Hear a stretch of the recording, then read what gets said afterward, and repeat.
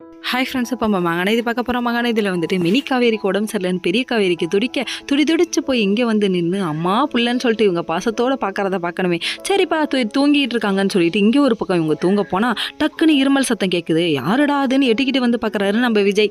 அதுக்கப்புறம் பார்த்தா மினி காவேரிக்கு வந்து மருந்து கொடுத்து இருமல்லாம் சரி பண்ணுறாங்களாமா. இவ்வளவு தாங்க முடியலடா அப்படிங்கிற மாதிரி ஆச்சு. அவங்க தூரத்தில் நின்று ரசிச்சுக்கிட்டே இருக்காங்க. இவ்வளோ பாசம் இருக்குது, கடைசியில் கேட்டால் ஒன்றுமே இல்லை, என்னமோ தெரியலை அப்படின்னு சொல்லிடுவாங்க. ஏம்மா இப்படி பண்ணுற அப்படிங்கிற மாதிரி ஆயிடுச்சு. அதுக்கப்புறம் பார்த்தா மறுநாள் காலையில் விடியுதுங்க. விடிஞ்சதுக்கப்புறம் காவேரிக்கு சரியாயிடுச்சா அப்படின்னு சொல்லி கேட்க, இப்போ கொஞ்சம் பரவாயில்லப்பா அப்படின்னு சொல்கிறாங்க. அப்போ அந்த டைம் பார்த்து நான் ஆட்டோ புக் பண்ணி போய்க்கிறேன், நீங்கள் கொண்டு வந்து விட வேணான்னு சொல்லிட்டு பிடிவாதமாக இருக்காங்க. ஏமா இவ்வளோ பிடிவாதமாக இருக்குன்னு சொல்லி கேட்டுட்டு இருக்கும் போதே, அதாவது என்னன்னு தெரிலங்க, காவேரிக்கு ஒன்றும் எனக்கு துடிச்சு போயிடுது. எங்களுக்கு ஃபஸ்ட்டு டைம் பார்த்தப்ப ஏதோ பூர்வ ஜென்மத்து பந்தம் அப்படி இப்படின்னு சொல்லிட்டு டைலாக்லாம் பக்கம் அடிக்கிறாங்க.